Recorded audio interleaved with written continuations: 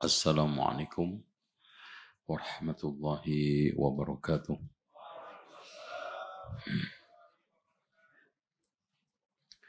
Innal hamdalillah nahmaduhu wa nasta'inuhu wa nastaghfiruhu wa nastahdiih wa na'udzu billahi min shururi anfusina wa sayyiati a'malina.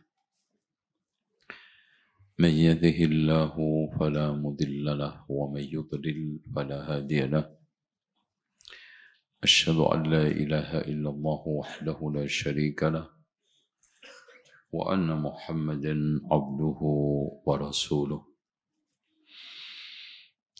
Qala Allahu azza wa jalla ya ayyuhan nasu ittaqu rabbakum alladhi khalaqakum min nafsin wahidah wa khalaqa minha zawjaha wa bassa minhuma rijalan katsiran wa nisaa'a واتقوا الله الذي تساءلون به والأرحام إن الله كان عليكم رقيبا وقال عز وجل يا أيها الذين آمنوا اتقوا الله حق تقاته ولا تموتن إلا وأنتم مسلمون وقال تبارك وتعالى يا أيها الذين آمنوا اتقوا الله وقولوا قولا سديدا يصلح لكم أعمالكم ويغفر لكم ذنوبكم ومن يطع الله ورسوله فقد فاز فوزا عظيما فإن خير الحديث كتاب الله وخير الهدي هدي محمد صلى الله عليه وسلم وشر الأمور محدثاتها وكل محدثة بدعة وكل بدعة ضلالة وكل ضلالة في النار. Baik. Yang baca udah soal. Sudah siap, Ustaz? Yang lainnya sudah siap? Benar. Siap. Ngantuk apa siap? Ngaji.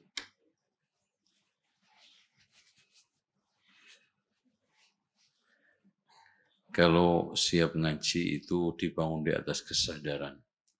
Siap ngantuk di luar kesadaran. Jadi dimaafkan di sisi Allah, tapi tidak dimaafkan di depan saya. Ya, antum silakan nanti. Bismillah.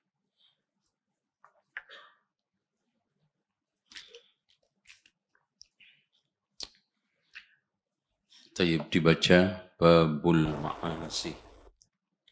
Bismillahirrahmanirrahim. Alhamdulillahirabbil alamin wa nusalli wa nusallimu ala nabiyyina Muhammadin wa ala alihi wa ashabihi ajmain amma ba'da.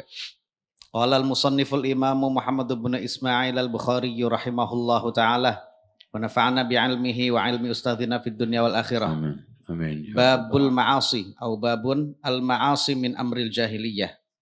Wa la yukaffaru sahibuha birtikabiha illa bisyirk.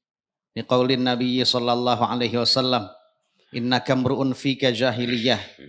Wa qaulillahi ta'ala, innallaha la yaghfiru an yushraka bih wa yaghfiru ma duna dzalika liman yasha. Ya. Baik. Saya ingin syarah dulu bab yang mulia ini.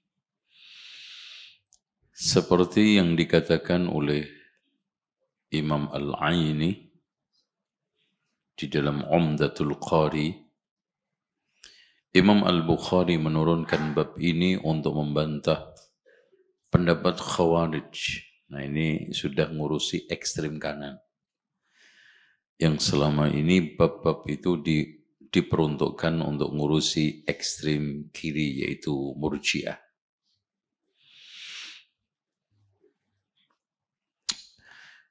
Dan bukan hanya Khawarij, termasuk Rafidhah sama Ibadiyah juga berpendapat bahwa pelaku maksiat itu keluar dari Islam, sementara Mu'tazilah mengatakan fi manzilatin bainal manzilataini. Mu'tazilah adalah representasi daripada Al-Qadariyah. Makanya kalau ada orang bilang Al-Qadariyah itu sudah punah, itu dia telah gegabah di dalam menyimpulkan sekte ini. Sekte ini memang namanya punah, tetapi pemikirannya bermetamorfosa kepada Mu'tazilah dan sebagian pada Asy'ariyah. Ya. Nanti insya Allah kita akan terus bedah di dalam bab-bab yang diturunkan Imam Al-Bukhari pada berikutnya insya Allah. Taib. Babun at-tanwin ya. Kemudian karena ada idhofah babul ma'asi. Al-ma'asi jama' daripada ma'siyah yang artinya mukhalafatus syar'i bitarkil wajib au fi'lil muharram. Itu definisinya.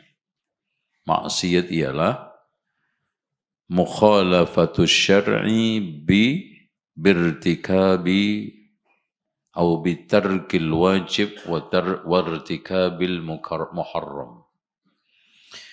Yaitu pelanggaran terhadap syariat dengan meninggalkan yang wajib atau melanggar yang haram. Berarti di sini melanggar yang mubah, yang sunnah tidak termasuk maksiat. Ya, makanya orang yang meninggalkan perkara nafilah itu hanya dikatakan mukhalafatul aula, menyelisihi sesuatu yang utama. Meskipun dari sisi etika bisa cacat, makanya para ulama mengatakan seorang ketika tidak pernah sama sekali menjalankan sholat witir itu aib.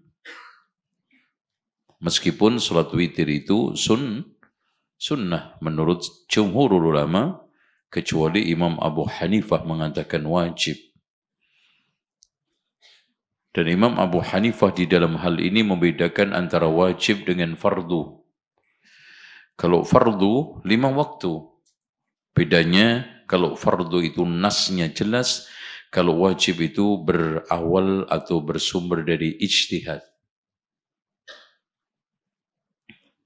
Nah, maksiat itu kalimat umum, pelanggaran umum yang isinya bisa dosa kecil, bisa dosa besar. Makanya ada al-kabair sama as-saghair. Nah, di sana ada maksiat min amril jahiliyah. Ay min masailil jahiliyah. Dan itu dikumpulkan oleh Syekh Muhammad di dalam satu kitab. Makanya kalau antum ingin tahu pelanggaran-pelanggaran jahiliyah yang masih dipertahankan oleh umat Islam, ada di dalam kitab tersebut. Masailul jahiliyah. Ya. Di antaranya adalah niyaha, di antaranya adalah at-ta'nu fin nasab. Ya. Dan bahkan ada yang tabarruk bil asyjar, tabarruk dengan malaika, ya. Semua ini amrul jahiliyah. Itu. Al-jahiliyah, limada summiya bil jahiliyah? Tafadhal, gantian. InsyaAllah mendapatkan hadiah 100.000 dari Pak Sony. InsyaAllah. Tafadhal. Atau Ustaz Fauzi. Iya Ustaz ya. Tadi berdasarkan kesepakatan. Tafadhal. Ayo. Mal jahiliyah. Limada summiya bil jahiliyah? Summiyat bil jahiliyah likathrati jahalatihim. ما معنى الجهالة؟ ما الفرق بين الجهل والجهالة؟ تفضلوا. Ustaz Fauzi.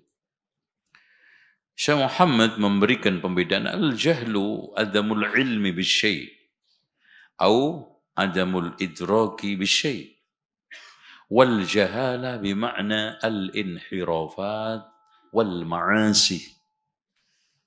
Makanya Allah berfirman, innamat taubatu 'ala Allahi lilladzina ya'maluna as-su'a bi jahalatin, ay bil inhiraf.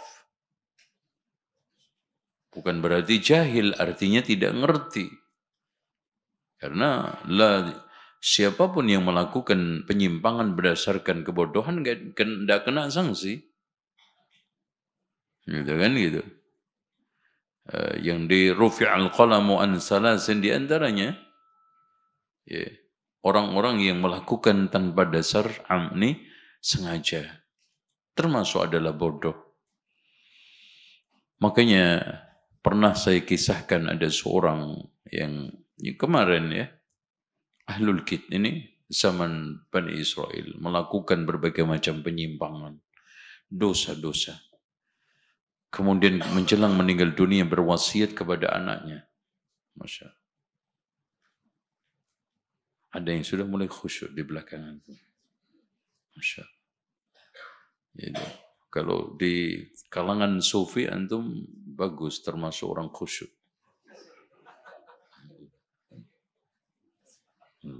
Ya. Tapi di kajian enggak khusyuk. Ya. Intabu ya ikhwan. Antum kalau bisa usahakan waktu istirahat ada qailulah. Pas Jumat aja enggak apa-apa. Karena ya, ya. Ada istirahatnya. Ya. Habis sholat, na'am. 10 menit aja, Masya Allah. Qilu fa inna syaitana la yaqil. Tidurlah qailulah, yang enggak qailulah itu syaitan aja. Kata Rasulullah, ista'inu ala al-qiyam bil qailulah. Mintalah bantuan kepada Allah untuk bisa tahajud dengan qailulah. Saya dimanapun saya usahakan. Di kendaraan dimanapun, walaupun hanya 5 menit. Minimal kita dapat pahala. Karena Rasulullah memerintahkan qilu. Fa inna syaitana la yaqil. Syaitan saja yang tidak pernah qailulah. Akhirnya begini, qailulahnya pas kajian gitu loh. Sadaqallah wa sadaqa rasuluhul karim. Waspadalah.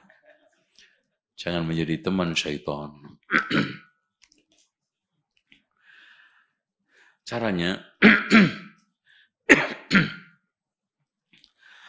antum ganti tempat kalau sudah mulai ngantuk. Pindah. Karena sudah mulai anget.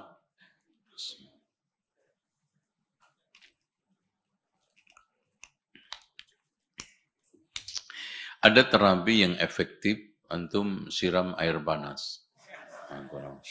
Begini. Taib, amril jahiliyah. Likasratil jahalat. Karena banyaknya penyimpangan-penyimpangan yang itu merupakan perbuatan orang. Sama, gitu. Ngerokoknya sama. Walaupun dia berilmu. Gitu. Kiai jalan-jalan ke diskotik, katanya nguji iman. Ya dari sisi diskotiknya sama dengan orang-orang yang dugem. Dari sisi ilmunya mungkin alim. Gitu. Nah ada orang yang jahilun bi'ilmihi wa amali. Ada orang yang bodoh dalam masalah ilmu wa amal. Nah innamat taubatu 'ala Allahi lilladzina ya'maluna as-su'a bi jahalatin ay bil mukhalafah syar'iyyah min tarkil wajib wa wartikabil muharram. Jahiliyah adalah fatrah, masa antara Nabi Isa dengan Nabi Muhammad. Itu jahiliyah. Limada? Likasratil mukhalafat. Banyaknya penyimpangan, Masya Allah. Ya, kesyirikan merajalela. Penyimpangan syahwat, Masya Allah, sudah sampai puncaknya. Makan harta secara zalim. Coba bayangkan Pak, waris-mewaris sudah sampai pada tingkatan yang sangat menyimpang. Perempuan diwariskan. Perzinaan perempuan itu sampai punya 10 pasangan. Kalau nikah nanti diundang semua 10-10-nya. Nah, nanti ada prosesi penunjukan suami. Udah, suaminya kamu aja. Sembilannya pulang. Anak perempuan dibunuh, Masya Allah. Bangkai dimakan. Antum tahu nggak orang-orang jahiliyah dulu caranya untuk mengambil daging? Unta itu diambil punuknya aja. Nanti disembuhkan dan dimakan. Ya. Silaturahmi putus yang kuat menyerang yang lemah. Makanya khutbahnya Abu Bakar pertama kali ketika khutbah mangkat menjadi khalifah, yang kuat di antara kalian lemah sampai aku mengambil hak orang lain darinya. Dan yang lemah itu kuat sampai aku memberikan hak kepadanya. Gitu. Dan penyimpangan muamalah, Masya Allah, riba sudah sampai pada ya ayyuhalladzina amanu la ta'kulur riba ad'afan mudha'afah. Ayat itu memberikan satu pressure bahwa faktanya ketika itu mereka itu riba itu sangat 4 kali lipat. Tidak bisa disimpulkan kalau riba sedikit nggak apa-apa, karena untuk haramnya riba wadharu ma baqiya minar riba in kuntum mu'minin, kan gitu. Ini jahiliyah. Makanya Masya Allah Ja'far ibn Abi Talib ketika diutus Rasulullah hijrah ke Habasyah, ditanya sama Najasyi, apa jawabannya? Wahai khalifah yang adil, kami dulu menyembah berhala, memutuskan silaturahmi, makan yang haram, yang kuat memakan yang lemah, memutuskan ini buruk hubungannya dengan tetangga. Keburukan jahiliyah disebutkan. Sampai datanglah Nabi Muhammad membawa kebaikan tauhid, memerintahkan kami menyembah kepada Allah saja. Ya, dan sampai akhirnya dijelaskan, kemudian beliau membaca surat Maryam yang akhirnya Raja Najasyi memberikan perlindungan utuh. Walaupun dia masih Nasrani. Kenapa Rasulullah memerintahkan ke sana? Karena dia adil dan objektif. Yang kemarin, Masya Allah, betul, kata Imam Ammar ibn Yasir, yang sudah kita bahas. Ada 3 perkara, siapa yang memiliki 3 perkara itu, maka akan sempurna imannya. Di antaranya apa? Al-insabu min nafs. Al-insaf. Wassalamu lil alam. Itu kan gitu. Masya Allah. Salam kepada siapapun. Itu. Insaf al-adl itu memberikan satu potret Balqis memudahkan untuk mengikuti agamanya Nabi Sulaiman.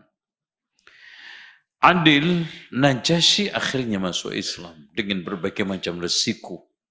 Siapapun orang itu merasa aman. Coba bayangkan, Pak.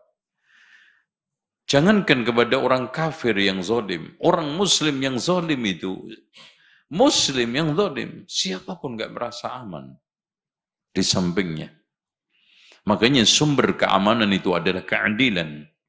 Sehingga ketika utusannya Hormuzan nemui Umar tidur di bawah kurma, beliau mengatakan, adilta wa aminta wa nimta ya Umar.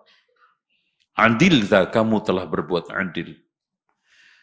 Wa aminta, sehingga aman. Dan akhirnya kamu tidur. Wa la yukaffaru sahibuha. Seluruh penyimpangan-penyimpangan jahiliyah itu tidak ada yang dikafirkan. Termasuk at-ta'nu fin nasab, meskipun dikatakan oleh Allah, oleh Rasulullah, kufur. Yang kemarin kita sampaikan, isnani fin nasi huma bihi kufrun. Tetapi kufur tidak mengeluarkan dari Islam. Pokoknya apapun bentuk penyimpangan jahiliyah bila dilakukan tidak menyebabkan orang itu keluar dari Islam kecuali syirik.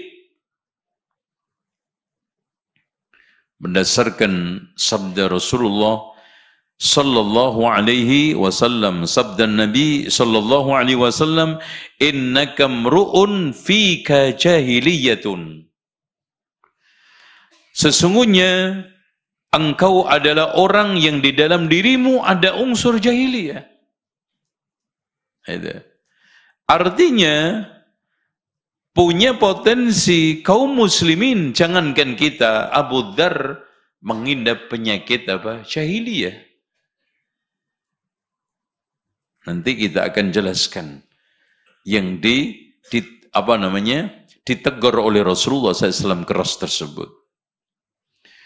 Nah, adapun syirik yang mengkafirkan, yang mengeluarkan dari Islam, innallaha la yaghfiru ay yushraka bihi wa yaghfiru ma duna dzalika liman yasha. Dan ini di antara sekian ayat yang ada di dalam Al-Quran, arja ayatin, ayat yang paling memiliki harapan besar kepada kita, kepada pendosa. Kenapa? Diampuni tanpa kita bertaubat, kecuali syirik. Makanya makna innallaha la yaghfiru ay yushraka bihi, Allah tidak akan mengampuni dosa syirik dan mengampuni dosa selain syirik, liman yasha. Artinya apa? Ayo, yang sudah mulai ngantuk. Masya Allah. Al-ainu wika'us sahi. Jadi mata itu segelnya kentut. Kalau sudah matanya itu merem, segelnya copot. Potensi untuk keluar angin itu tinggi. Nah, itu. Makanya kenapa orang tidur itu disuruh untuk mana potensi keluar angin tanpa sadar. Yang sadar temannya kalau bunyi maksudnya. Ya. Ayyuhal ikhwah, ayyuhan na'san. Baik. Memang berat kajian. Kajian yang bagus itu ba'da asar, Pak, sebetulnya. Enggak mungkin kalau ada orang ba'da asar ngantuk, keterlaluan. Ajib. Kan? Makanya sang tabib zaman dahulu mengatakan, man nama ba'dal asri fazala aqluhu fala yalumanna illa nafsahu. Siapa yang tidur setelah asar dan kemudian copot otaknya, maksudnya kesadarannya, maka jangan salahkan kecuali dirinya sendiri. Sulit ngantuk pada asar kecuali pas puasa. Gitu kan? Iya kan? Kalau puasa mah kapan aja bisa tidur. Subhanallah, ajib itu. Gimana? Dilanjutin nggak, Pak? Saya berat banget. Anak ngelihat antum ngantuk itu mending ngelihat setan, Pak. Jadi sumpek. Iya. Makanya para ulama mengatakan saya ngelihat bantal itu lebih berat daripada ngelihat setan. Ngelihat setan kita ta'awud, kita masih ada usaha untuk kebaikan. Kalau ngelihat bantal, kelas. Makanya saya itu nggak habis pikir ada orang yang baca sambil senderan di bantal. Itu anjib itu. Memang dia lagi cari muqaddimah tidur dengan cara membaca itu. Ya, itu. Ya nggak apa-apa. Pasti dijamin selembar aja langsung terus. Langsung. Anehnya ngimpinya itu bukan ngimpi baca buku itu, Masya Allah. Ngimpinya lagi transaksi utang, pinjol. Oke, inna Allah la yaghfir. Ayo, fadhal, ikhwan. Apa maksudnya? Artinya dosa syirik bisa saja diampuni Allah, tapi syaratnya tobat. Namun bisa saja Allah mengampuni dosa di bawah syirik tanpa tobat. Itu maknanya. Kecuali Khawarij yang mengatakan mensyaratkan taubat. Alias dosa-dosa selain syirik pun Allah tidak ampuni kecuali dengan cara taubat. Dari sini dia mendistorsi makna daripada ayat. Kalau sekarang dosa syirik tidak akan diampuni kecuali taubat, selain syirik, di bawah syirik juga tidak diampuni kecuali dengan cara taubat. Apa bedanya? Apa bedanya? Khawarij masih ngeyel. Kalau dikehendaki oleh Allah taubat. Jadi, innallaha la yaghfiru an yushraka bihi wa yaghfiru ma duna dzalika liman yasha ay yatub. Gimana cara membantah?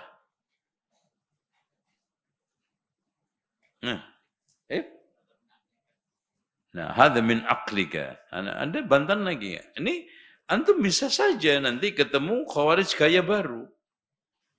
Ada ayat wa yaghfiru ma duna dzalika liman yasha ay yatuba. Oke.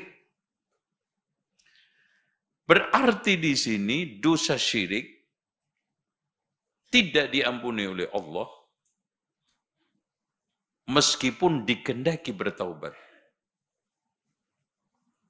Oke. Masya Allah. Rusak semuanya maknanya. Coba. Kalau diberikan catatan liman yasha ayyatu dosa syirik akan diampuni oleh Allah bila dia sebelum mati bertaubat bagi orang yang dikehendaki bertaubat. Rusak maknanya. Gitu makna ayat. Dan yang selanjutnya tidak ada secara kontekstual apalagi tekstual yang mengesankan itu. Allah hanya memberikan satu kesan satu, yaitu apa? Allah tidak akan mengampuni dosa syirik kalau sampai mati belum taubat, dan potensi mengampuni dosa syirik kalau sampai mati tidak bertaubat. Itu.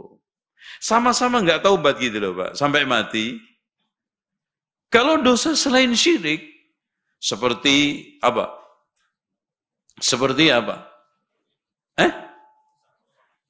Apa? Tarkus shalah. Benar nggak itu? Ya, nih. Jangan ngasih contoh yang khilaf lah, yang lainnya mungkin. Nanti panjang penjelasannya. Contohnya mencuri, merampok, nyolong motor, motornya guru IHBS.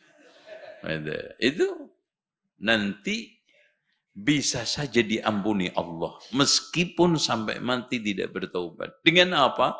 Satu, dengan syafaatnya orang-orang yang memberikan syafaat, atau bisa saja proses azab kubur yang Masya Allah, atau rintangan-rintangan akhirat dari mulai mahsyar, kemudian timbangan mizan dan yang lainnya.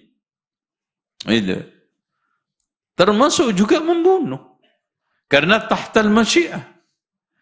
Allah hanya mengatakan, innallaha la yaghfiru ayyushraka bihi. Nah, pertanyaannya juga, masuk enggak di sini dosa kufur? Fadhal.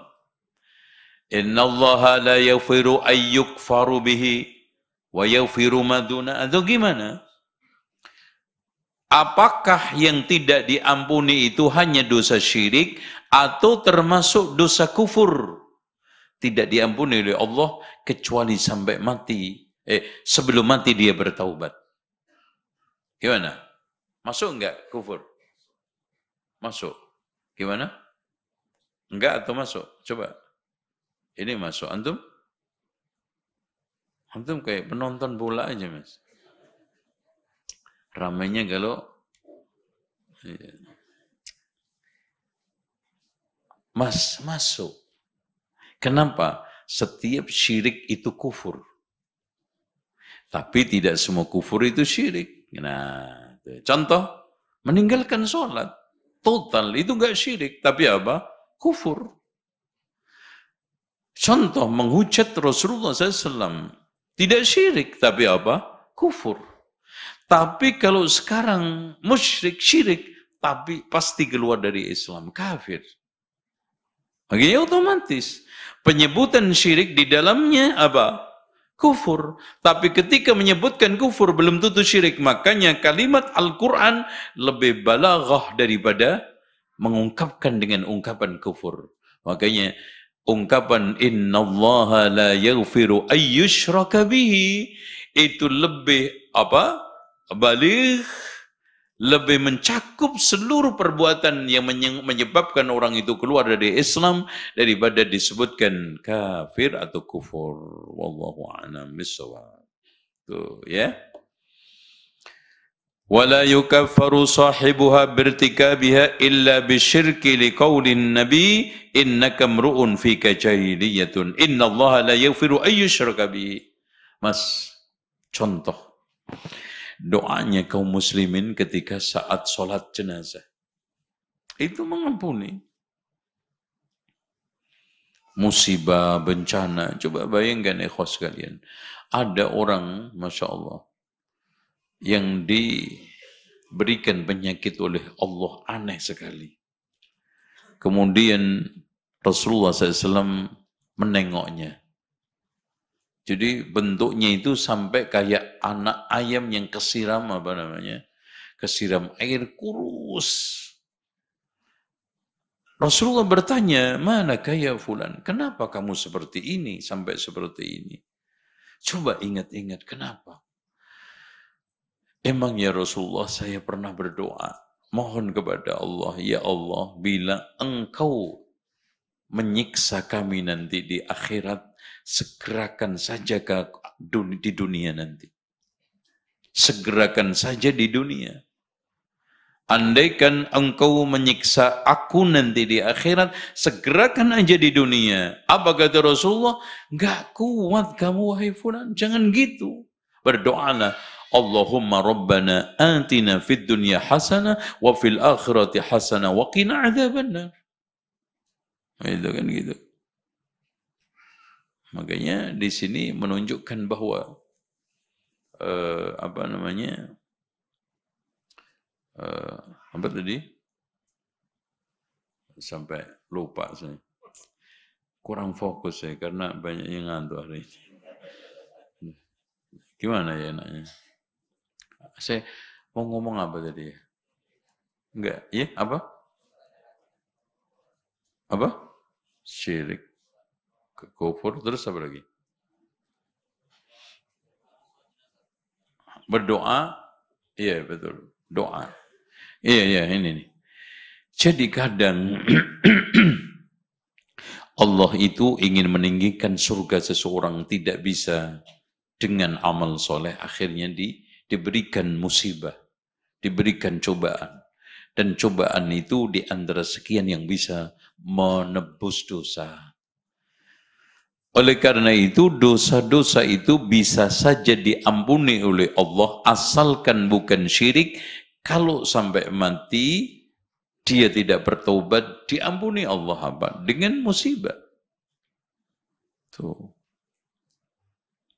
Alladzina idza asabathum musibatun qalu inna lillahi wa inna ilaihi raji'un ulaika 'alaihim salawatum min rabbihim wa rahmah.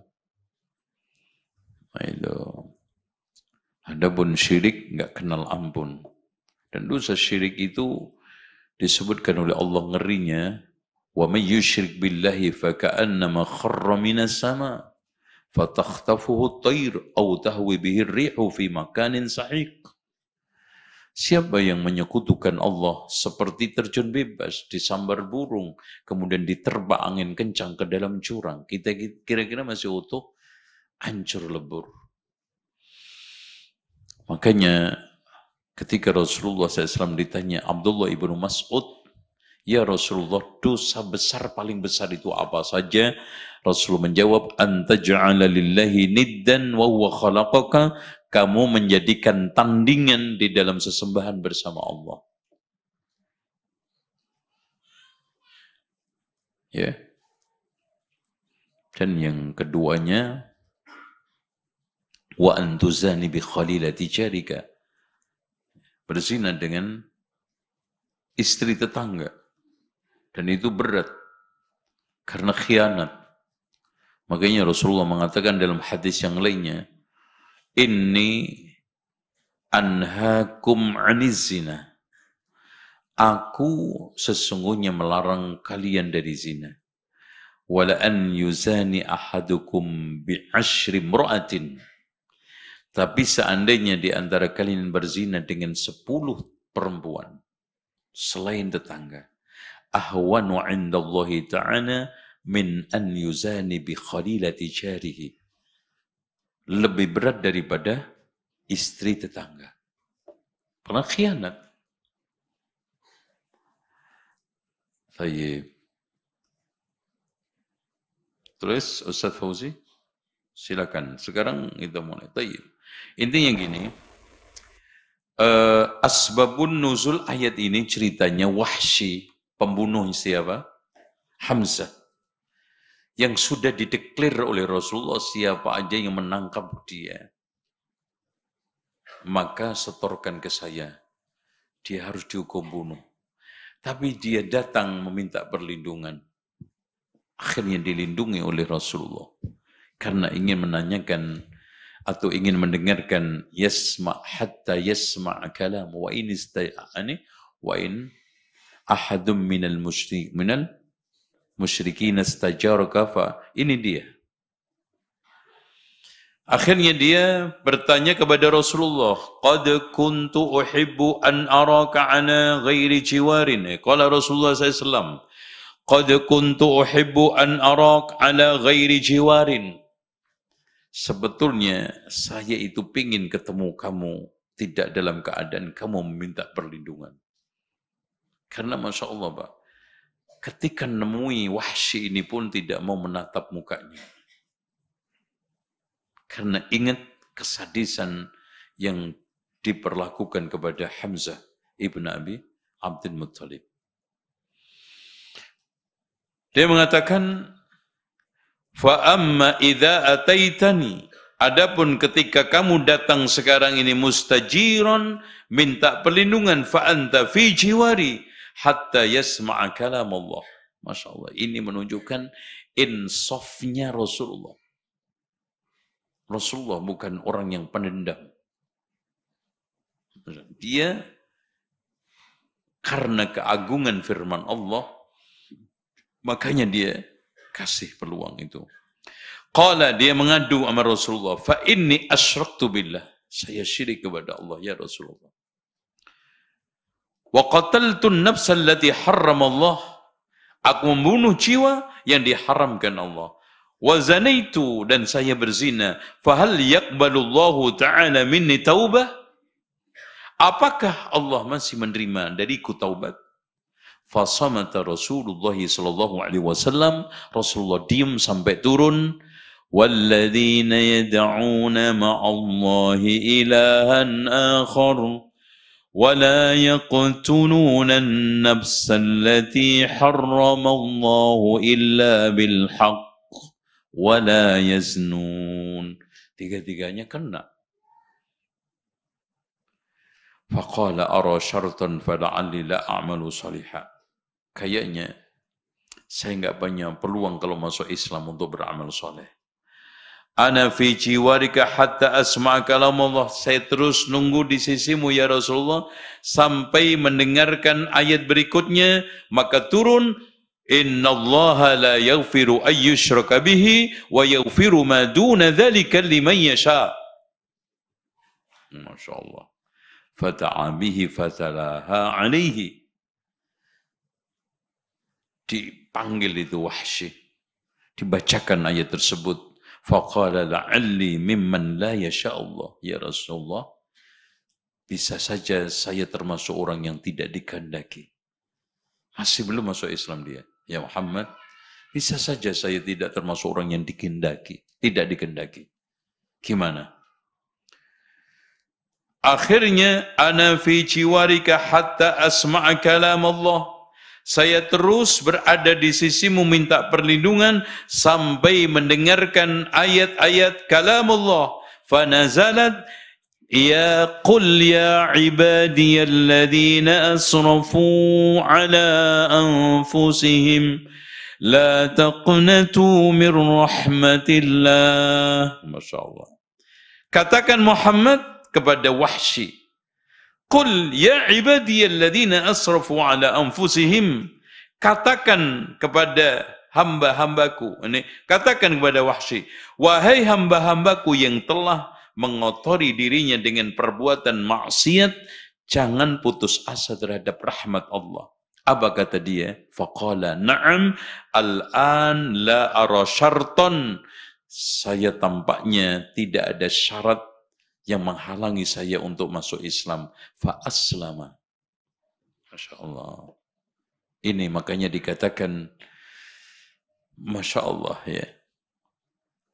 Rahmat Allah itu melebihi, mendahului daripada murkanya. Coba bayangkan antum salah 70 tahun lebih. Allah bisa saja ampuni karena taubat antum cuma sehari. Coba. Makanya, subhanallah, dunia ini menentukan segala-galanya. Panjang pendeknya, lama tidaknya di akhirat. Celaka tidaknya. Hanya karena menitan. Makanya betul kata Al-Hasanul Basri, perbanyaklah kalian membaca istighfar, karena kamu tidak tahu di mana pengampunan Allah itu jatuh. Bisa saja jatuh di pasar, bisa di masjid, bisa di jalan, bisa sedang naik kendaraan, astagfirullahaladzim. Antum perbanyak. Karena Rasulullah yang dijamin pengampunan dosa mengatakan apa? Wa innahu la yughanu qalbi, sungguh hatiku kadang kundah. Wa inni atubu ilallahi mi'ata marratin fil yaum. Saya bertaubat di dalam sehari 100 kali.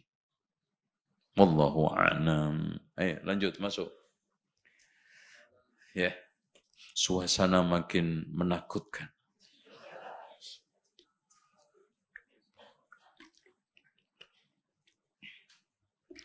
Masuk alam lain. Nah, ini mic-nya aja mati apalagi orangnya. Cek satu cek. Qala al-musannifu rahimahullah, haddatsana Sulaiman bin Harb qala. Taib. Sulaiman ibn Harb adalah seorang tabi'in. Gurunya Imam Al-Bukhari. Dan majelisnya makmur dengan para pembesar, ulama, dan bahkan sultan-sultan datang untuk apa namanya? Ikut kajian. Ya. Apalagi Crazy Rick. Ya, masuk semua. Ya. Ikut kajian itu. Oh, ya. Karena apa? Karena zamannya Masya Allah. Makanya saking banyaknya, lebih daripada 40.000 majelisnya itu dibikinkan oleh Khalifah Ma'mun, ya, mimbar untuk kajiannya itu tinggi sekali. Dan itu ada yang nyambung. Ya. Qala Rasulullah, karena belum ada mic dulu. Itu. Sekarang dikasih mic, dikasih nikmat. Suara bisa, Masya Allah, melengking jauh ribuan, ratusan ribu menjangkau buat konser. Astagfirullah. Coba kalau Sulaiman ibn Harb, ya, buat untuk kajian. Itu yang didatangkan konser LGBT lagi, ya Allah. Itu. Orang sakit semua sekarang memang. Sakit. Sulaiman ibn Harb dikatakan oleh para ulama, di antaranya adalah Abu Hatim Ar-Razi, saduqun salihul hadis. Dia tidak pernah mencacat rijal. Jadi dia hanya melihat hadis sahih diambil. Dia tidak mau membicarakan hadis yang dhaif, yang bermasalah. Makanya kata para ulama, ya, Kalau sekarang ada suatu hadis yang dinyatakan sahih oleh Sulaiman ibnu Harb, maka potensi untuk itu sahih sangat terbuka sekali, karena dia termasuk orang yang sangat ketat di dalam menyeleksi para rijalul hadis. Paling ketat. Ya. Haddatsana Sulaiman ibnu Harb. Ya.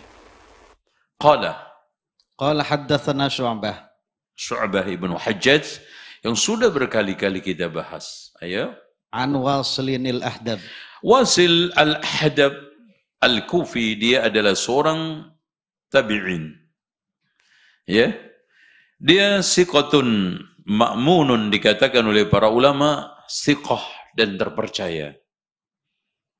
Terus Anil Ma'rur ibn Suwaid. As-Suwaid, ya, ini adalah seorang tabi'in yang ketemu para sahabat. Di antaranya adalah Abu Dzar dan juga Umar bin Khattab. Makanya di antaranya pernah beliau datang ke daerah Rabdah. Di sana tempat tinggal terakhirnya Abu Dzar. Ya, Abu Dzar namanya Jundab atau Jindab Ibnu Junadah Al-Ghifari, yang masuk Islam di Mekah, datang ke Madinah, dari Madinah datang ke Mekah. Sembunyi-sembunyi nanya, ketemulah Ali. Kamu bisa enggak jamin saya untuk bisa ketemu orang ini? Kata Ali, tapi dengan cara sembunyi-sembunyi. Oke. Kemudian nanti, kalau saya sekarang ini lempar air, ya, dia bawa air sambil untuk memberikan isyarat, karena dari Zam-Zam, makanya beliau selama hampir 16 hari minum Zam-Zam tok kenyang. Dan subhanallah, Abu Dzar Al-Ghifari dulunya itu apa? Pembegal kawakan. Makanya pemberani, pembegal kawakan. Dan jarang dia itu gagal kalau membegal. Tapi dia tidak syirik kepada Allah. Makanya setelah mendengarkan dakwah tauhid, dengar-dengar katanya ada seorang yang mendakwakan tauhid, langsung pergi dari Madinah ke Mekah. Nemui orang tersebut. Akhirnya ketemu. Ini orangnya. Setelah dia sampaikan dakwahnya, ajarannya, tauhid, dia langsung asyhadu an la ilaha illallah wa asyhadu anna Muhammadar Rasulullah. Abu Dzar, tapi kamu jangan umumkan Islam kamu. Enggak. Setelah saya keluar dari sini, nih, dasar pendekar kan gitu, saya akan umumkan Islam saya ke seluruh orang-orang kufar Quraisy. Masya Allah. Karena memang terkenal dia. Ya jawara, semuanya takut. Pedagang-pedagang, ya, kafilah yang rihlat asy-syita'i was-shaif itu tahu, ya, gerombolan pencoleng siapa? Abu Dzar. Pokoknya kalau sudah begal ngeri. Masya Allah. Akhirnya dia masuk Islam. Hitung-hitung juga ngadepin preman kan gitu. Waduh, ini repot juga. Masuk Islam. Asyhadu an la ilaha illallah wa asyhadu anna Muhammadar Rasulullah. Akhirnya dia tinggal di Mekah. Dan dia tidak kembali ke Madinah kecuali setelah apa? Setelah perang Badar Uhud. Dan subhanallah, dia termasuk orang yang sangat dermawan. Termasuk orang yang sekarang ini tidak mau menyimpan harta. Dia dapat jatah dari Baitul Mal, langsung bilang kepada budaknya. Nah ini asbabun nurutnya, budaknya. Hitung kebutuhan kita untuk makan minum secukupnya setahun, habis itu sedekahkan. Karena dia berkeyakinan haram menyimpan harta lebih daripada sehari. Nggak boleh. Cukup makan sehari sampai setahun udah cukup makan aja. Makanya siapa, kata dia, pendapat dia, siapa yang membiarkan emas peraknya di rumah nganggur, maka dia nanti dihisap oleh Allah dan hukumnya adalah haram. Ini rahasianya ketika dia minta untuk menjadi pemimpin ditolak oleh Rasulullah. Jangan Abu Dzar, innaka mru'un dhaif. Kamu itu orang lemah. Lemahnya bukan imannya, lemah bukan akhlaknya. Lemah dia itu nggak bisa nyimpen duit. Tidaklah dia melihat harta, uang, emas, perak, langsung cari orang miskin. Orang fakir miskin. Lah ini kalau jadi ketua yayasan, hancur yayasannya. Makanya kakak dikasih. Makanya ketua yayasan itu harus pelit. Gitu. Senang itu saya. Ya. Harus itu. Kalau dermawan repot ini. Habis nanti gajian tanggal 3, ini bulan 13 kosong. Itu. Masya Allah. Innaka dha'ifun wa innaha khizyun wa nadamatun illa man akhada bihaqqi. Bihaqqiha imara. Pemimpin itu adalah apa? Kepemimpinan itu apa? Kehinaan dan penyesalan. Di hari kiamat hina. Nanti menyesal. Dhaifnya di situ, Pak. Makanya kalau tidak ahli, kalau tidak amanah, tidak profesional, jangan.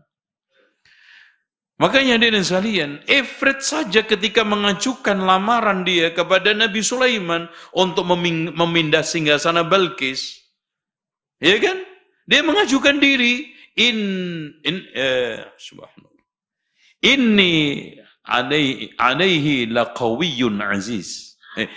Laqawiyyun amin, maaf. Sungguh aku di dalam memindah singgasana Balkis itu qawiyun, punya skill, aminun, amanah loh. Ibrit aja amanah. Gitu. Ketika apa? Presidennya, pemimpinnya itu Nabi Sulaiman. Makanya betul Pak, pemimpin itu membawa suasana. Ketika sekarang ini pemimpinnya soleh, amanah, maka Masya Allah, Ibrit aja jadi amanah. Tapi kalau sekarang nggak amanah, Masya Allah, ya, semua jadi ibrit. Masya Allah. Yang amanah-amanah jadi ibrit semua. Ya Allah. Ya. Saya itu sampai kalau membaca hadis ini, ayat ini kadang mereng, ya Allah. Gimana zaman Nabi Sulaiman. Masya Allah. Jadi makanya pemerintahan yang bersih, kuat, itu seperti mobil Alphard yang baru. Ini murnya kendor aja ketahuan. Sekarang negeri atau pemerintah yang bobrok itu seperti mobil tua. Jangankan murnya kendor, bannya copot aja nggak ngerti. Malah nyalain. Itu kurang ajar tuh, bannya siapa yang copot? Padahal ban dia. Parah loh. Itu. Karena begitu. Maka bentuk suatu institusi, bentuk suatu lingkungan yang bersih dan amanah. Inni alaihi laqawiyyun amin. Tuh. Nah Abu Dzar, Masya Allah Pak, dia pernah dikatakan oleh Rasulullah SAW, sesungguhnya, wahai Abu Dzar, innaka tamshi wahdaka, wa tamutu wahdaka, wa tub'asu wahdaka. Wahai Abu Dzar, kamu nanti akan hidup sendiri, mati sendiri, dan dibangkitkan sendiri. Dan betul Pak, Masya Allah. Menjelang meninggal dunia, bilang sama istri anaknya, dan dua-duanya perempuan, nggak mungkin bisa keluar untuk merawatnya. Wahai anakku, istriku, nanti kalau saya mati, mandikan kafani, kemudian letakkan di jalanan. Siapa orang yang pertama kali menemukan, dia adalah yang ngubur saya. Subhanallah, kebetulan yang lewat adalah kafilah yang dari Irak, yang di dalamnya adalah Abdullah ibnu Mas'ud. Masya Allah. Setelah dia ditanya, ini jenazah siapa? Dikabarkan kepada Abdullah ibnu Mas'ud, ini jenazahnya Abu Dzar. Langsung dia nangis. Sadaqa Rasulullah sallallahu alaihi wasallam. Telah benar Rasulullah pernah mengatakan kepada saya, sesungguhnya Abu Dzar ini nanti berjalan sendiri, mati sendiri, dan dibangkitkan sendirian. Betul, sendirian, nggak ada siapa-siapa. Makanya Pak, saking sosialnya, zuhudnya, tidak peduli dengan dunia. Kata Rasulullah SAW, saya tidak melihat orang yang, sahabat ya, saya tidak pernah melihat ada orang yang tidak memperdulikan dunia dan tidak tahu menahu tentang celaan orang di dalam menegakkan agama Allah kecuali Abu Dzar. La yakhafu laumata laim. Makanya orang-orang PKI dulu, zaman-zaman PKI, itu Abu Dzar dan sikapnya ini dijadikan dalil bahwa dalil sosialis, pemikiran sosialis ya Abu Dzar ini. Nah itu, Masya Allah. Abu Dzar dijadikan sebagai dalil sosialis. Terus kemudian Abdurrahman bin Auf liberalis. Semuanya dijadikan sebagai dalil. Padahal dia hanya memaknai bahwa hidup ini, dunia ini tidak lebih daripada bangkai cacat yang dibuang di pinggir jurang. Makanya dia dapat hadis dari Rasulullah. Ya Abu Dzar innal ghina ghinal qalbi wa innal faqra faqral qalbi. Sesungguhnya kaya adalah kaya hati dan miskin adalah miskin hati. Baik, lanjut Ustaz. Qala laqitu Abu Dzarrin birrabadzah. Birrabadzah. Ngungsi daerah beberapa kilo dari Madinah yang sekarang juga sudah makmur. Dulu itu tempat pengungsian sendiri di sana sama istri anaknya karena uzlah dari hiruk pikuk dunia. Baik. Wa alaihi hullatun wa ala ghulamihi hullah. Dia punya budak, dia mengenakan pakaian, ya. Jadi ceritanya pakaian ini setelan atas bawah. Yang atas dia pakai, bawahnya asal apa adanya. Yang bawah dikasihkan apa? Budaknya. Lihat. Masya Allah. Berbaginya sampai seperti itu. Coba kalau antum punya baju 2 potong begitu, sepotong kasih, masa apa? Pembantunya. Pekerjanya sepotong antum pakai gitu. Masya Allah. Gitu. Ada lanjut. Fas'altuhu an dzalik. Faqala inni sababtu rajulan fa'ayyartuhu bi ummih. Ini sebabnya. Dia sayang banget, punya perhatian banget sama budak. Kenapa? Karena pernah saya maki seorang budak. Dan cara memaki saya dengan cara menyebut-nyebut nama ibunya. Ya bena Sauda. Wahai anaknya perempuan yang hitam. Siapa yang tidak lain? Qila di dalam suatu riwayat disebutkan adalah Bilal ibn Rabah. Makanya Rasulullah langsung marah ketika itu. Lanjut. Faqala liyan Nabi sallallahu alaihi wasallam. Sallallahu alaihi wasallam. Ya Abu Dzarrin a'ayyartahu bi ummih. A'ayyartahu. Sababtahu bi ummih. Apa urusan ibunya? Jadi Rasulullah Shallallahu Alaihi Wasallam marah, saking berat marahnya sampai Rasulullah Shallallahu Alaihi Wasallam, sampai Abu Dzar, apapun yang diperbuat, yang disuruh oleh Rasulullah aku akan lakukan. Dan akhirnya dia bersumpah dia akan berlaku baik kepada orang-orang macam seperti dia. Makanya sampai punya budak pun dibikin apa? Bajunya itu separuh-separuh dikasih dia, separuhnya dipakai. Dan ketika minta maaf, subhanallah Pak, minta maaf kepada Bilal, disuruh untuk nginjek-nginjek mukanya sama pipinya. Wallahi saya tidak akan mau, ya. Dan belum selesai minta maaf ini kalau kamu tidak sekarang ini nginjek pipi saya. Masya Allah ya. Ada orang yang meminta maaf setulus itu. Dan betul Pak, Bilal bin Rabah akhirnya nginjek apa? Itu kakinya. Gitu. Ya sebetulnya nggak tega. Tapi dia nggak mau kalau nggak digituin. Masya Allah. Ya lanjut. Innaka mar'un fika jahiliyah. Nah, sesungguhnya kalian itu, kamu itu ada orang yang unsur jahiliyah dalam dirinya. Yaitu apa? At-ta'nu fin nasa. Ya. Dan apakah Abu Dzar itu tidak tahu bahwa ini perbuatan dosa besar? Para ulama memberikan satu pelurusan, kemungkinan besar belum ada turun haramnya untuk memaki ibunya atau orang tuanya. Hanya itu perbuatan jahiliyah yang sudah masyhur, kemudian dilakukan oleh Abu Dzar. Makanya pada saat itu baru dilarang oleh Rasulullah. Nah, lanjut. Ikhwanukum khawalukum. Ikhwanukum khawalukum ay bima'na al-khawala al-hafadha al-khadama, yang melayani kamu, menjaga kamu, merawat kamu. Ya? Meskipun dia itu pembantu atau budak.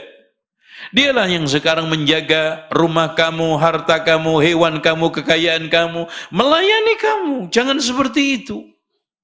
Oh, itu ya. Lanjut. Ja'alahumullahu tahta aidikum. Tahta aidikum. Dia di bawah kendali antum. Jangan antum songong, jangan antum mentang-mentang, jangan antum sekarang tarafu', ya, karena pada akhirnya inna akramakum indallahi atqakum. Lanjut. Faman kana akhuhu tahta yadihi falyut'imhu mimma ya'kul. Masya Allah. Setiap ada makanan yang dia makan, separuh sebagiannya dikasihkan ke budaknya. Itu itu Abu Dzar. Terus Wal yulbishu mimma yalbas. nah, ini sebabnya. Jadi al-ma'rur tadi keheranan lihat tampilan nggak enak banget dilihat. Masa kamu pakai pakaian cuman separuh bagus, separuhnya jelek.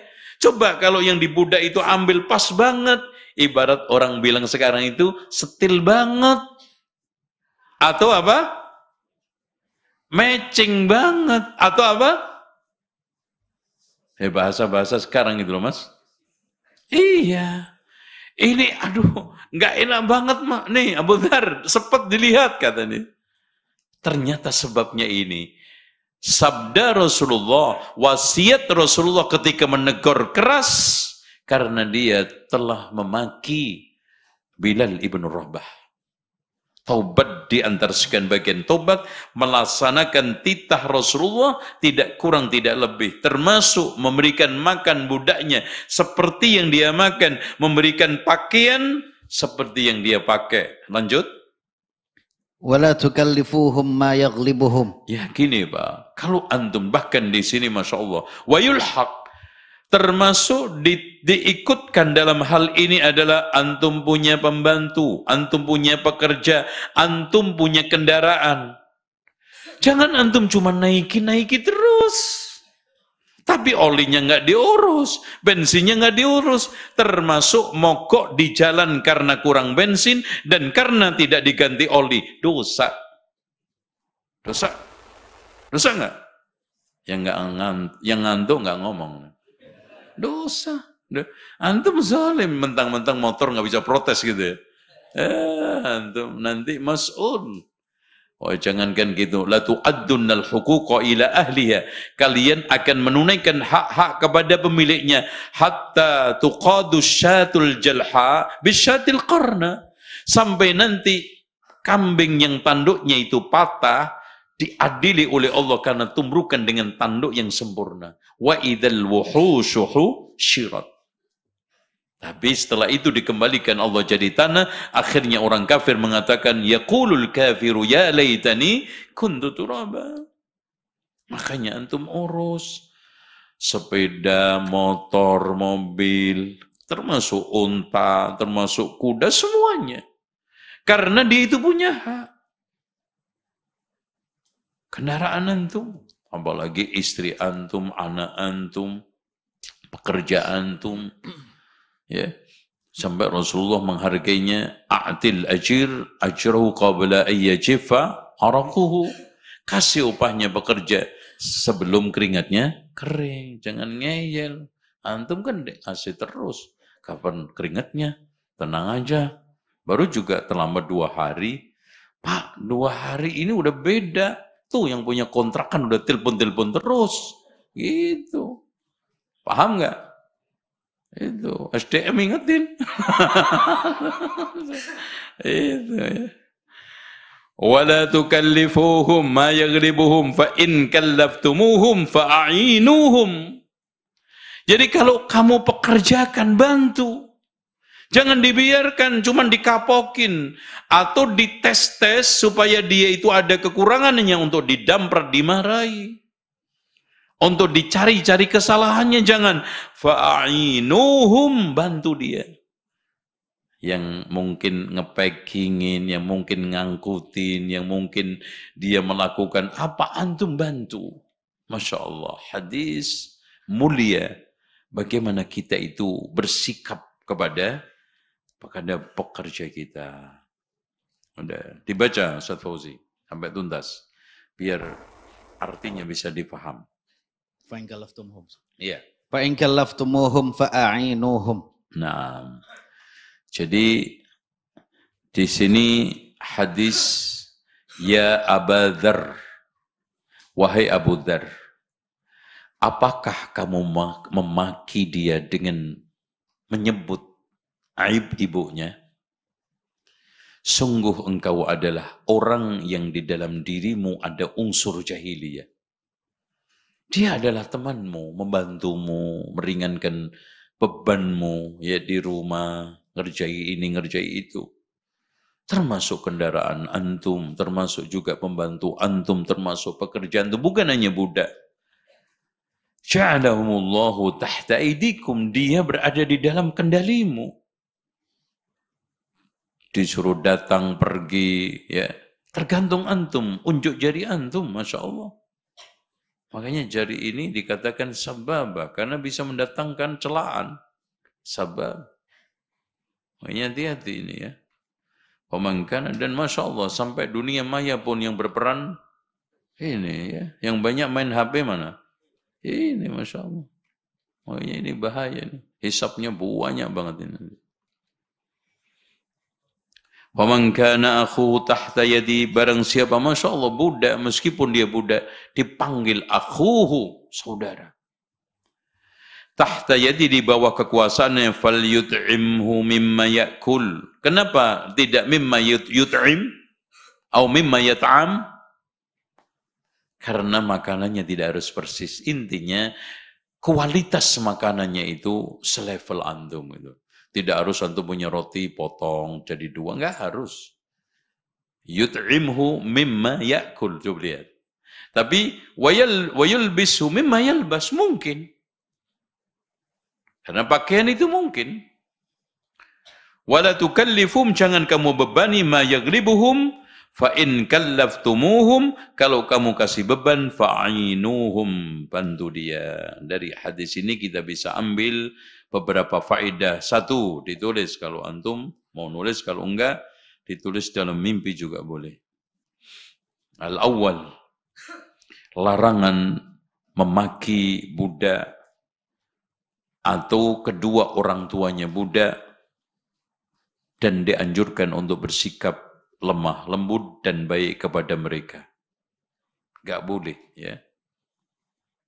Salah bapaknya apa, salah ibunya apa, antum sebut-sebut. Dan ini Masya Allah kadang-kadang ada di kalangan orang. Bahkan murid-murid kita aja ada. Kalau lagi tengkar bapak ibunya diikut-ikutin. Ya ada aja. Subhanallah. Jadi ternyata kenapa ini diabadikan oleh Rasulullah. Ternyata perbuatan jahiliyah ini timbul tenggelam pada setiap umat dan bangsa serta orang. Dan ada aja. Jadi kayaknya asyik gitu loh. Kayak ada kenikmatan tersendiri untuk memaki orang dengan apa? Menyebut-nyebut nama bapaknya atau ibunya. Itu. Ada kepuasan. Kenapa? Karena bapak ibu yang dia sebutkan nggak ada. Sehingga nggak bisa balas. Itu. Dan yang kedua, dilarang untuk bersikap songong, meninggi petentang-penteteng di depan orang-orang lemah, budak, pembantu, rakyat jelata, tapi tidak jelita. Silakan. Kenapa? Karena inna akramakum indallahi atqakum. Yang ketiga, dianjurkan memberikan makanan orang-orang yang di bawah kuasa kita, seperti yang kita makan dan pakaian seperti yang kita pakai. Dan kata Imam Qadhi Iyad, al-amru mahmulun alal istihbab, itu semuanya hukumnya adalah sunnah, tidak wajib. Dan min ini di sini min ditab'id.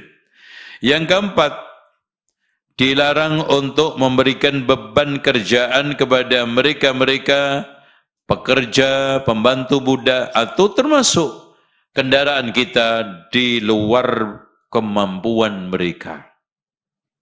Ya. Fa in kallaftumu, kalau kita berikan fa in kallaftumuhum fa'inuhum, bantu dia. Di dalam lafaz lain fal yu'inhu. Dan yang kelima, di dalam hadis tersebut terdapat perintah untuk menjaga amar ma'ruf nahi mungkar.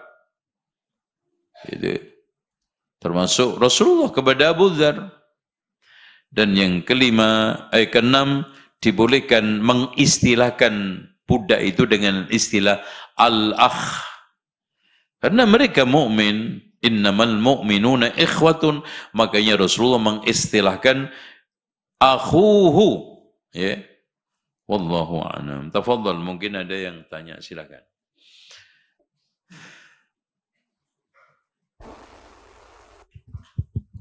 Iya, silakan yang ingin bertanya, ikhwan maupun akhwat.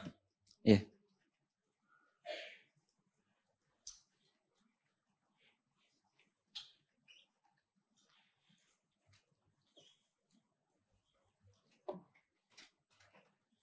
Silakan.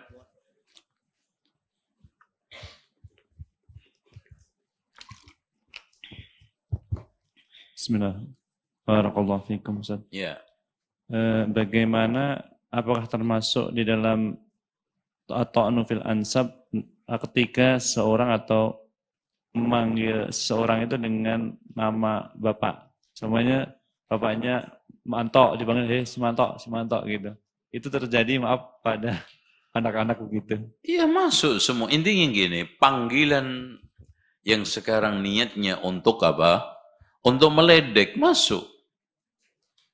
Makanya Allah memberikan satu penegasan, wala talmizu anfusakum wala tanabazu bil alqab. Pasti ada unsur untuk menghina, untuk meledek minimal, karena dia punya nama, ya, dan namanya tidak jelek. Kenapa harus panggil nama bapaknya? Itu, ya.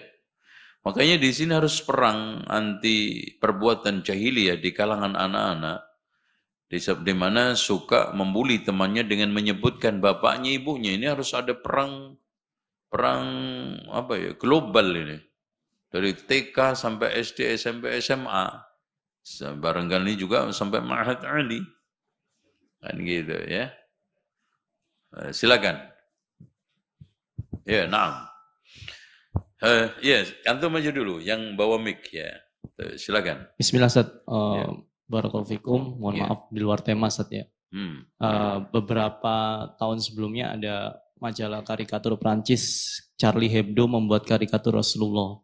Dan akhirnya karena karikatur itu, kelompok jihadis yang, mohon maaf saya sebutkan mereknya, Ustaz, ya, ISIS menyerang kantor majalah tersebut dengan alasan membela Rasulullah. Ini kira-kira ketika ada yang menghina Rasulullah, sikap kita itu bagaimana, Ustaz, ya? Kalau diam saja kan kesannya, kalau kata mereka ya, kayak tidak ada upaya gitu. Tapi kalau kita melakukan yang seperti itu seperti ya tanda kutip terorisme katanya. Ini bagaimana, Ustaz, tanggapannya, Ustaz? Tayyib, yang harus kita dudukkan dulu, apakah betul yang menyerang kantor majalah apa tadi? Prancis, ya, Charlie Hebdo ya namanya. Itu betul-betul ISIS. Atau jangan-jangan orang ini hanya disematin istilah ISIS. Karena memang ISIS itu black camp. Kampanye gelap hitam untuk menembak orang-orang yang istiqomah dan konsisten terhadap agamanya. Kenapa? Sampai hari ini kita itu tidak pernah tahu menang, ketemu, dan bagaimana sosok jati diri yang sebenarnya Abu Bakar al-Baghdadi itu nggak pernah. Sejarah akademiknya, asal-usulnya tahu-tahu ujuk-ujuk ada foto Abu Bakar al-Baghdadi. Jangan-jangan nggak ada. ISIS juga mana? Ya, masa iya? Antum percaya nggak? Amerika nggak kuat menghadapi negara yang belum jelas itu, sekecil itu. Sementara Irak bersama isinya jadi bombardir. Itu coba kita mikir. Kita tidak membela ISIS, bahkan saat pertama kali muncul ISIS, ana yang menjelaskan kepada pemerintah.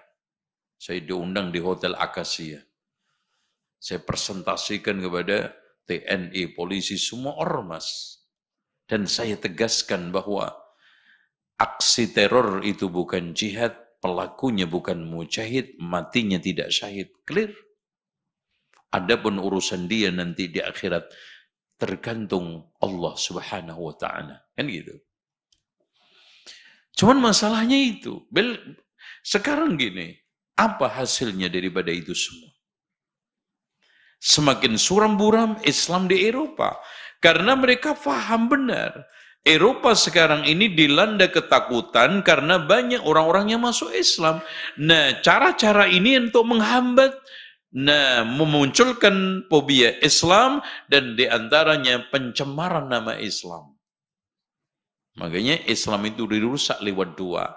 Lewat tokohnya akan adanya terorisme Wahabi radikalis, lewat ajarannya ditandingi ajaran-ajaran yang sesat, diantaranya munculnya Islam liberal, macam-macam. Sehingga yang asli itu semu dan tidak kelihatan dan tidak tampak di tengah umat. Tayyib, clear ya? Terus kemudian begini, sikap kita. Hal itu Pak, adalah urusan nasional, urusan umum. Dan urusan umum apapun bentuknya, tidak maslahat kalau diurusin pribadi. Jangankan pribadi, ormas saja nggak bisa. Kenapa? Penyelesaiannya pasti akan apa? Akan menimbulkan keburukan. Contoh aja, anak kasih contoh kecil. Ada perjudian di kampung antum. Kalau sekarang yang menertibkan, sama-sama ingin menertibkan. Kalau yang menertibkan itu Karang Taruna, atau mungkin beberapa orang yang semangat amar ma'ruf nahi mungkar, nanti keluar di berita apa? Pengerusakan dan main hakim sendiri. Tapi kalau yang sekarang ini melakukan Satpol PP apa? Penertiban, coba judulnya. Satunya judulnya pengerusakan, satunya penertiban. Padahal yang dilakukan Satpol PP lebih ancur-ancuran. Karena sah. Karena punya apa? Punya legalitas. Standingnya ada gitu loh.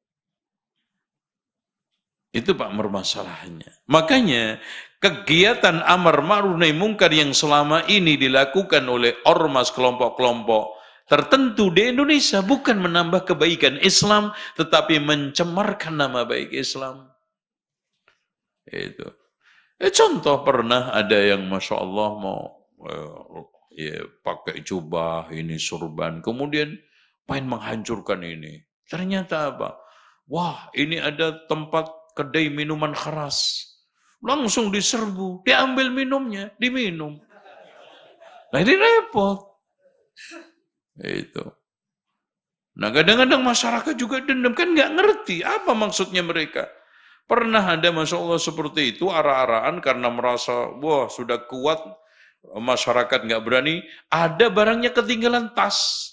Baliklah dua orang, motornya boncengan, diremekin sama orang kampung, maslahat nggak itu? Enggak.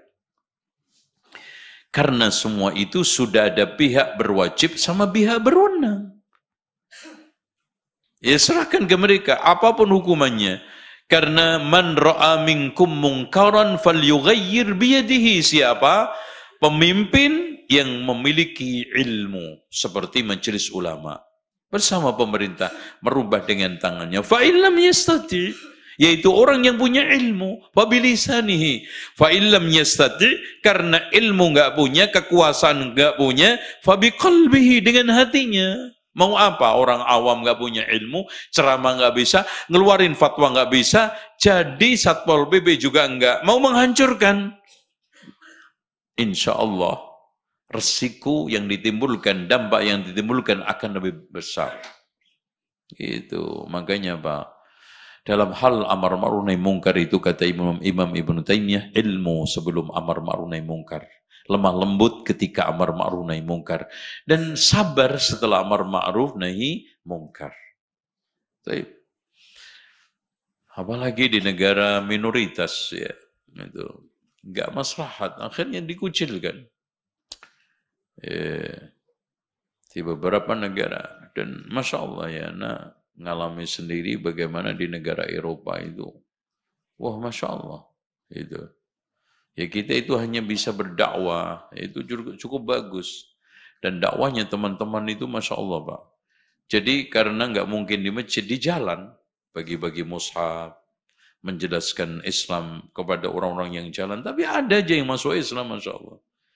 Ketika saya di Hong Kong itu ada teman-teman yang mendakwai orang di jalan dengan memasang banner yang lebar sekali, judulnya I Love Jesus. Ternyata orang datang banyak. Ini kok cinta Yesus, ini kenapa ini orang? Tanya, kenapa kamu Muslim cinta Yesus? Oh, baru dijelaskan. Oh, begitu. Akhirnya dikasih Quran. Banyak yang masuk Islam seperti itu. Dirusak dengan ISIS. Ya. Kalau di Indonesia, ISIS nggak ngerusak. Karena enak, anginnya itu sepoi-sepoi basah. ISIS, gitu. Kan gitu. Kalau di Eropa ngerusak. Silakan.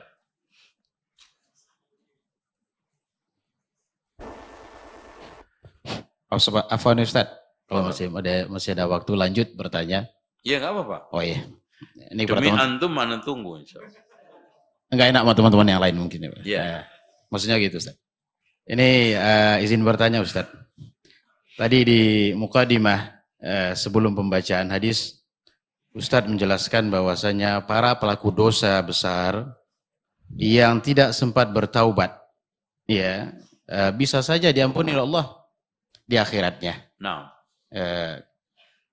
dengan sebab salah satunya diantaranya adalah karena syafaat di hari akhirat atau karena azab yang dia lalui di kuburnya.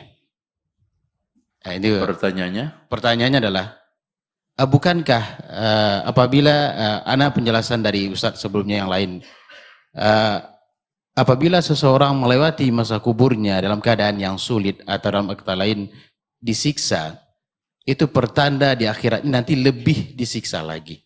Ini bagaimana nih Ustadz seperti ini penjelasannya? Pertama, ya tolong diperhatikan. Imam Ibnu Abil Is Al-Hanafi di dalam kitabnya Syarah Tahawiyah menurunkan 10 sebab orang itu bisa diampuni Allah tanpa taubat, asalkan bukan syirik. Di akhirnya beliau mengatakan Arhamur Rahimin, rahmat zat yang maha rahman rahim, yaitu Allah. Jadi memberikan satu rahmat. Ma minkum min ahadin yadkhulul jannata bi'amalihi wala anta ya Rasulullah ana illa ayyataghammadani Allah Ta'ala bi fadlin minhu wa rahmah. Kan gitu. Tayyib, adapun makna hadis inna al-qabra awwalu manzilatin min manzil akhirah wa yanju minhu fama ba'dahu aisar wa illam yanju fama ba'du asyar. Artinya gini, kuburan itu rintangan pertama kali akhirat. Siapa yang selamat di situ setelahnya lebih mudah, siapa yang tidak maka setelahnya lebih berat. Rintangan. Dan rintangan ini termasuk 10 pengampun dosa tadi itu. Rintangan di mahsyar, ketika ditimbang, ketika dibagi catatan amal, sampai akhirnya meniti sirat, dan bahkan setelah itu ada jembatan lebar dan juga panjang untuk manusia saling mengkisos. Makanya kata Rasulullah, hatta idza nuqqu wa hudhibu, hatta idza nuqqu wa hudhibu, ketika bersih dan selesai, yang mau punya tagihan pukul dipukul, pas enggak Mas Susan? Wis, ya udah. Alhamdulillah. Tempeling lagi, tendang lagi, wis pokoknya kisah-kisahan. Hatta idza nuqqu wa hudhibu udhinu biddukhuli ilal jannah, diizinkan masuk surga. Gitu Pak ya. Inilah yang terakhir. Semua pengampunan ini proses, termasuk juga dikumpulkan di mahsyar yang tudna syamsu, matahari didekatkan. Qadra mil au milain, dan mil bukan jarak kata para ulama. Sampai saking beratnya akhirnya minta pertolongan syafaat kepada Nabi Adam, menolak, kepada Nabi Nuh menolak, sampai akhirnya kepada Nabi Muhammad. Gitu Mas ya. Fama ba'dahu asyad, itu maksudnya rintangannya. Tidak ada bertentangan. Karena bahkan rintangan itu termasuk pengampun dosa-dosa. Tapi tahtal masyiat tadi, lima ini duna dzalika liman yasha, bukan syirik. Ya, satu lagi.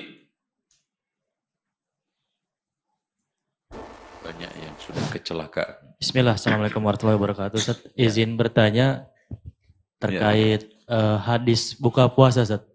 Ya. Derajat hadis buka puasa, zahabat zoma wabtartul huruf wasabatul ajr insyaallah. Ini yang Anda tahu hadisnya itu diperselisihkan, Ustaz ya. Apa itu? Hadis buka puasa, Ustaz. Zahabat zoma. Zahabat zoma. Iya, ada rawi yang namanya Marwan bin Salim, itu katanya majhul ya, majhul. Jadi sehingga hadisnya itu terputus, munkoti, jadi didoifkan oleh salah satunya sama Ibnul Qayyim ya, dan Syekh Mukbil juga mendoifkan. Tapi ada ulama yang mengasankan Syekh Albani, rahimahullah. Jadi yang rojih yang mana, Ustaz? Apakah doif apa hasan, Ustaz? Syukran. Baik. Ikhwas sekalian, Rasulullah Shallallahu Alaihi Wasallam mengatakan di dalam hadisnya, "Dhahabat dhama'u wabtallatil uruq wa sabatul ajr insyaallah." Ini hadis dikeluarkan oleh Imam Abu Dawud di dalam sunannya, An-Nasai juga di dalam As-Sunanul Kubra, dan juga Imam At-Tabrani di dalam Al-Mu'jamul Kabir. Dan hadis ini isnaduhu hasan. Ketika ada hadis itu sanadnya hasan, sangat besar kemungkinan ada yang mendhaifkan. Dan perlu diketahui antara menetapkan derajat hadis dengan takhrijul hadis. Dan Syekh Albani itu wanti-wanti. Takhrij, mengeluarkan hadis dari sanadnya bersama matannya, bisa saja dengan sanad ini dhaif. Tetapi dibandingkan dengan syawahid dan tawabi' dan juga dengan qarinah yang lainnya, maka hadis ini terangkat sehingga statusnya hasan, begitu. Apalagi di dalam masalah-masalah kaitannya dengan doa. Para ulama lebih banyak mentolerir hadis dhaif di dalam masalah-masalah fadailul amal, dan fadailul amal termasuk doa. Dibandingkan kita menggunakan hadis ini Allahumma laka sumtu. Karena apa? Ini lebih parah. Enggak ada satupun ulama yang menghasankan. Itu ya. Makanya Imam Ahmad mengatakan hadisun dha'ifun indi khairun min ra'yir rijal. Hadis yang lemah menurut saya lebih baik daripada ra'yu rijal. Daripada di sana ada doa-doa karangan kita sendiri, mending ini. Sehingga yang menyebabkan Imam Al-Albani mensahihkan hadis tersebut. Wallahu a'lam bishawab. Ada lagi? Ya, boleh satu lagi, Ustaz. Satu pertanyaan, Ustaz. Oke. Silakan Ustaz, ada pertanyaan? Ya. Apakah ketampanan termasuk yang akan dihisab di hari kiamat Ustaz? Ada dalilnya Ustaz untuk Apa itu? Apakah ketampanan termasuk yang akan dihisab di hari kiamat Ustaz? Tampan Ustaz. Oh, Iya, iya. Adakah dalilnya Ustaz? Jazakallahu khair. ya, itu kan pemberian. Yang penting nggak sombong dengan nggak ujub dengan ketampanan itu nggak dihisab. Dihisab kalau ada kesombongannya. Itu kenapa? Karena sombongnya. Kalla innal insana la yadgha ar-ra'ahu istaghna. Itu. Toghanya itu. Ya. Kalau dengan cantik, sombong, umpamanya setiap dilamar, tolak-tolak, sampai nolak laki-laki 25. Wah, itu subhanallah. 25 laki di dalam penderitaan yang sangat dalam. Kemudian berdoa, ya Allah, gue teraniaya. Kenapa? Saya ditolak, ya Allah. Padahal saya, menurut saya, perasaan saya sudah memenuhi semua syarat perasaan. Padahal enggak juga. Itu hak dia nolak sampai 50 kali pun sah. Asalkan sesuai dengan kriteria, gitu ya. Baik.